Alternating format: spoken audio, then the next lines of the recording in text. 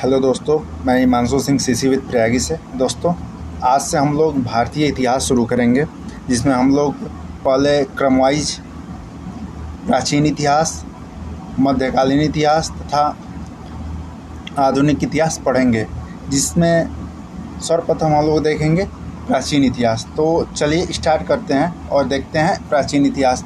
हाँ दोस्तों, इतिहास, भारतीय इतिहास जो है लगभग परीक्षा उपयोगी दृष्टि से देखा जाए तो लगभग सभी परीक्षाओं में पूछे जाना एक महत्वपूर्ण सब्जेक्ट है।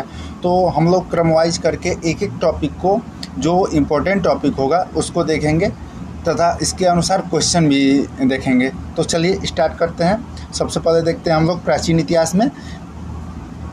प्राचीन इतिहास देखते हैं। प्राचीन इतिहास को इतिहासकारों ने इसको समझने की दृष्टि से 3 भागों में बांट दिया है: प्राग ऐतिहासिक काल, आद्य ऐतिहासिक काल और ऐतिहासिक काल, जिसे प्री हिस्टोरिक, प्रोटो हिस्टोरिक तथा हिस्टोरिक काल कहते हैं। इसमें देखते हैं इन जो प्राग ऐतिहासिक काल था, इसमें पुरातात्विक साक्ष्य मिलते हैं। आगे ऐतिहासिक में भी पुरातात्विक साक्ष्य मिलते हैं तथा हिस्टोरिक में भी पुरातात्विक साक्ष्य मिलते हैं।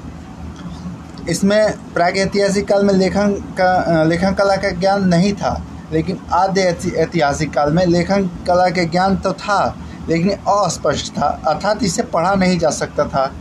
इसमें जो ऐतिहासिक काल में इसमें जो शब्द मिले हैं या जो लेखन कला है, इसको पढ़ा जा सकता है।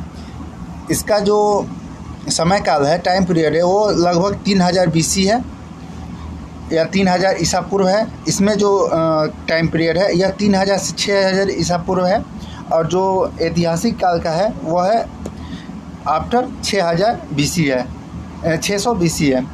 इसमें जो एग्जाम्पल है प्राग ऐतिहासिक काल में पाषाण काल, जो प्राग ऐतिहासिक का है। आगे ऐतिहासिक है जो हिंदू घाटी की सभ्यता है और वैदिक घाटी की सभ्यता। चलिए नेक्स्ट देखते हैं हम लोग।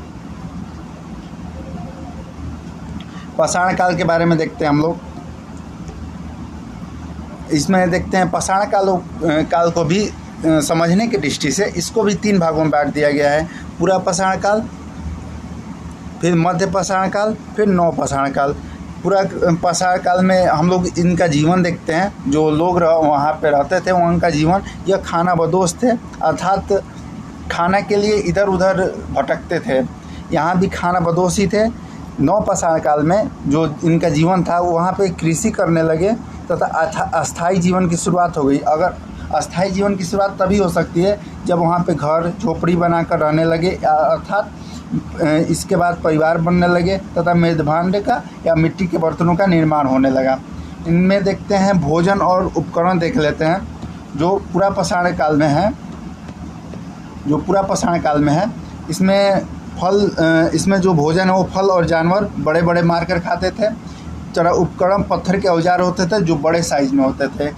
जो इसके बाद जो काल आता है पूरा पाषाण काल के बाद मध्य पाषाण काल। मध्य पाषाण काल में मानव फल और छोटे तथा बड़े दोनों प्रकार के जानवर खाने लगा था, तथा जो उपकरण है वो पूरा पाषाण काल के से छोटा उपकरण 1 से 8 सेंटीमीटर के छोटे उपकरण को बनाने लगा था। इस काल में जो नव पाषाण काल में, इस काल में मानव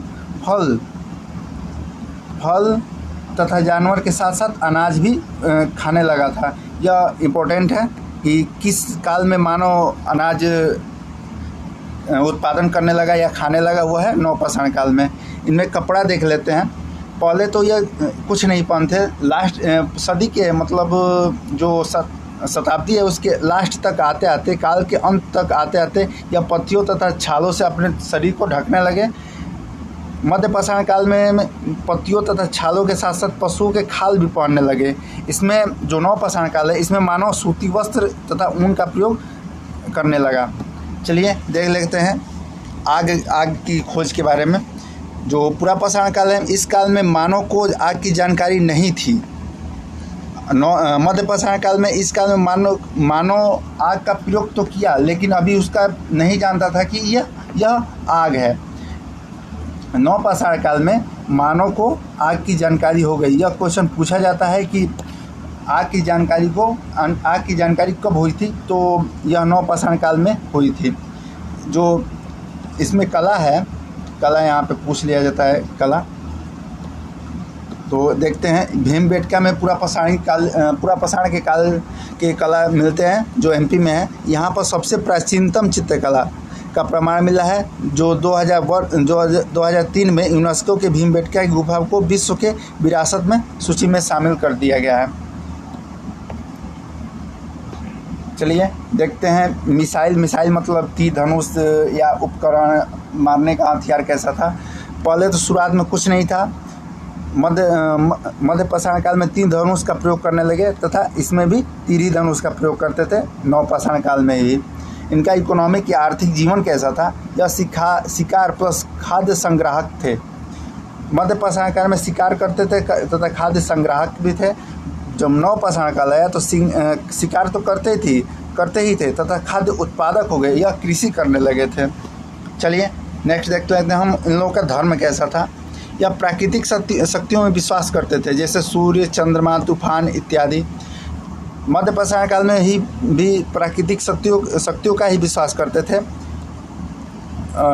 और नवपाषाण काल में प्राकृतिक शक्तियों में आस्था हो गई, अर्थात उनको मानने लगे। जैसे मेहरगढ़ में हम लोग देख लेते हैं, मेहरगढ़ में कृषि का साक्ष्य मिलता है जिसमें कपास, गेहूँ, जौ, संभवतः इतिहासकार में पहली फसल जो मानव द्वारा उगाई गई थी वह थी जौ। यह क्वेश्चन पूछा जाता है कि मानव द्वारा सर्वप्रथम कौन सा फसल उगाया गया था, वह थी जौ। चलिए नेक्स्ट देख लेते हैं हम लोग। विश्व में सर्वप्रथम कृषि का प्रमाण मिस्र के नील नदी के किनारे प्राप्त हुआ है। कोल्डियावा जो भारत में है, लगभग 6500 ईसा पूर्व में चावल की खेती का प्रमाण मिला है। चीन 7000 BC है। विश्व में सबसे पहले चावल की खेती की शुरुआत चीन में की गई थी। लौहरादेव 9000 वर्ष पूर्व।